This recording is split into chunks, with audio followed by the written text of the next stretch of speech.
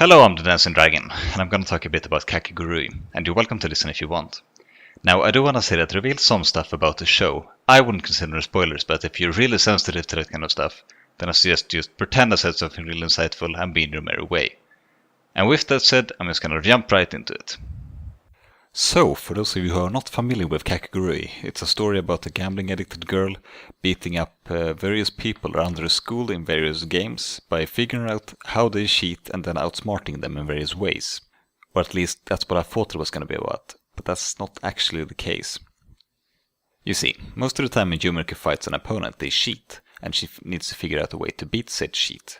But that solution is not usually based on her smarts, but rather her superhuman abilities, or chance, or just the other party throwing the match.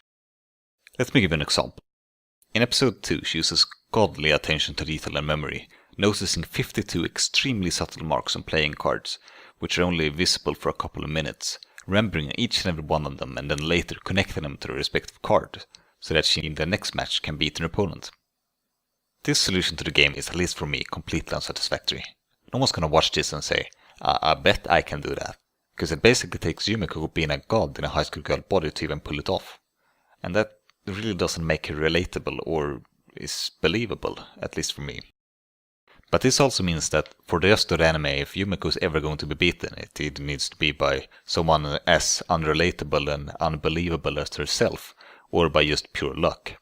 And if your character cannot be beaten, then there's no excitement in the games, so the games themselves need to be based on either luck or the opponent being in a heavily favored matchup and their ability to fuck up on the finish or not. Either way, Yumiko cannot have a major impact on the game. So the problems I have with the anime, with the characters being unrelatable and the solutions to the games being devoid of logic, actually stems from very early on. And I think that's a shame, because I think that both the setup and the games are usually quite interesting, but the lazy solutions are holding them back. So that's what I want to show you. How to beat the games using a bit more logic and without straying too far from the limitations of humans. And with that, I want to welcome you to How to Beat Kakegurui. 1, 2, 1.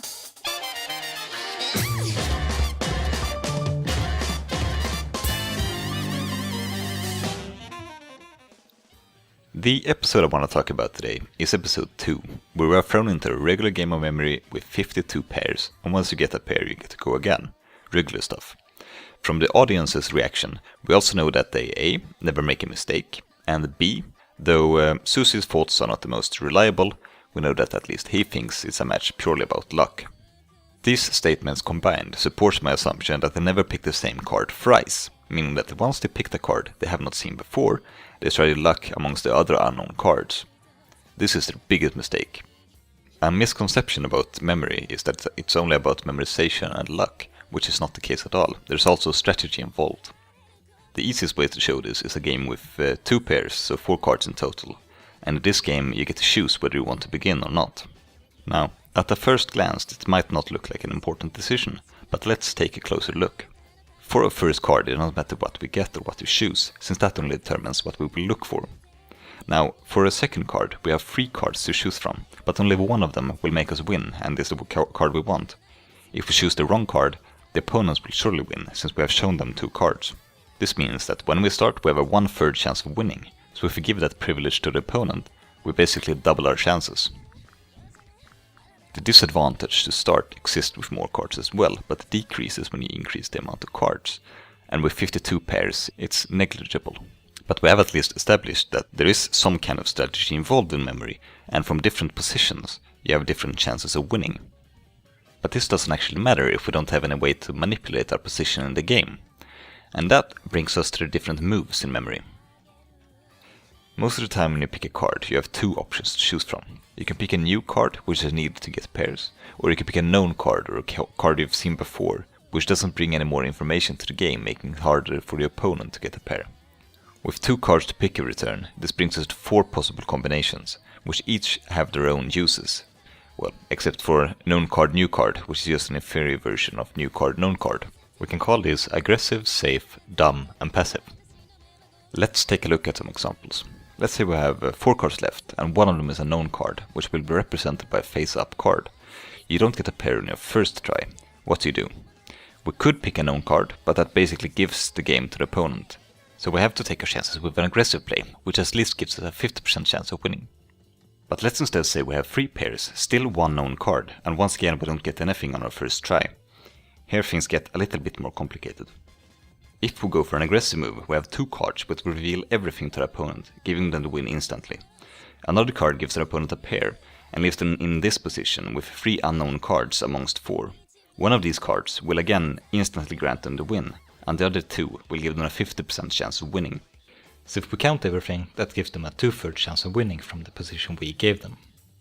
If we go back and look at the last possibility, this gives us a pair, and we end up in the same position as before, which means a 2/3 chance of winning. All in all, that gives our aggressive move a meager 25% win chance. If we instead go for a safe move and let the last card be a known card, we leave them with 4 unknown cards amongst 3 pairs. If they pick any of these 2 cards, they have a 1/3 chance of winning, and these cards give them the previous position with 2/3 chance. All in all, they have a 50% chance of winning, and so do we. So in this case we double our chances by going for a safe move over an aggressive one. Memory is more than just picking cards at random. Every turn you have a decision to make. Should you go for an aggressive move or a safe one? Or if you don't like either, you can give the ball to your opponent by going for a passive one. But as you might have suspected, there's a reason why I've worked with as few cards as possible. When you increase the amount of cards, it quickly becomes very hard to calculate the right move, and with 104 cards it's near impossible. But luckily, we don't have to. In Optimal Strategy in Children's Game of Memory, Erik Alftan gives us a table of the optimal move at any given time. And in this table we see a clear pattern. When the amount of unknown pairs is odd, we should go for an aggressive move, and when it's even, a safe move, except for this area, which we need to memorize. With this knowledge, even a regular person can pull off an optimal game. But how much do you actually gain? Is it worth it? To find out, I wrote a program that simulated a game of memory, where one player always played optimally, and the other, representing girls on the show, always played aggressively. At 52 pairs, the optimal player wins 60% of the time, the aggressive player 35%, and there's a 5% chance for a draw. Something else I found was that if you know that your opponent always will play aggressively, since you don't have to worry about what they might do, you can actually increase your win rate very slightly by always go for a safe move. However, this loses heavily if the opponent actually plays optimally. But 60% is nothing when an opponent cheats. If they know where 50% of the cards are, it doesn't really matter how good we are at the game. So we also need to counter their cheat. And since the marks disappear after a couple of minutes, this can be done by, for example, asking to inspect the decks before playing, stall for a while and then start playing, or just not switch decks between games. This means that instead of noticing 52 marks and remembering each and every one of them, we only need to notice 1 mark, and that it disappears after a while to figure out all we need to know. So, if Yumiko just decided to get good, she would have defeated Sumeragi without revealing her superpowers.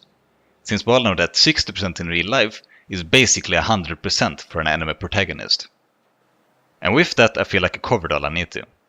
If you liked the video, there's a button to show that below. If you have some opinion on what I said, or if you want to see another episode covered, just leave it in the comments and I'll try to persuade future me to look into it. And if you want the world to know that you think I'm the most brilliant person in the history of mankind, then hit that dislike button.